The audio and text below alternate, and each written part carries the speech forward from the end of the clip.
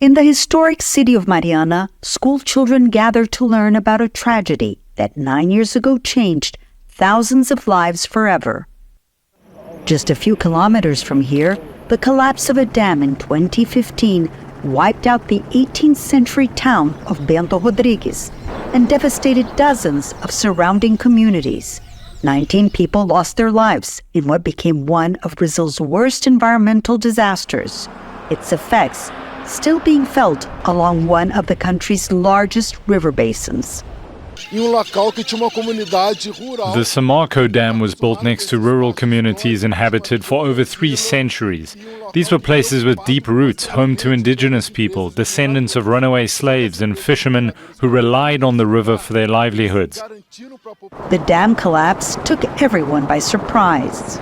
The avalanche of mud and toxic waste traveled more than 650 kilometers to the Atlantic Ocean, destroying houses, bridges, and farming land, and polluting everything in its path.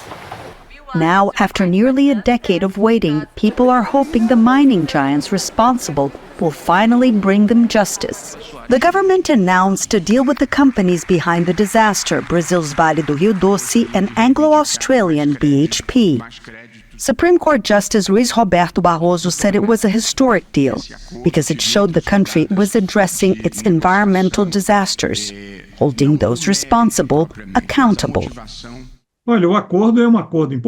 This is definitely a breakthrough, but I fear too much of the money is being directed to federal and state agencies and not enough to the people directly affected.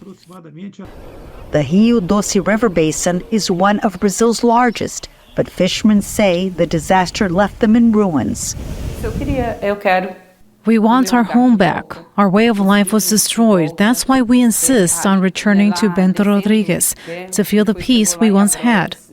The settlement was announced just 4 days after the start of a historic trial in London, where 260,000 individual claimants and 1,500 businesses filed suit against BHP, which has its headquarters in the UK.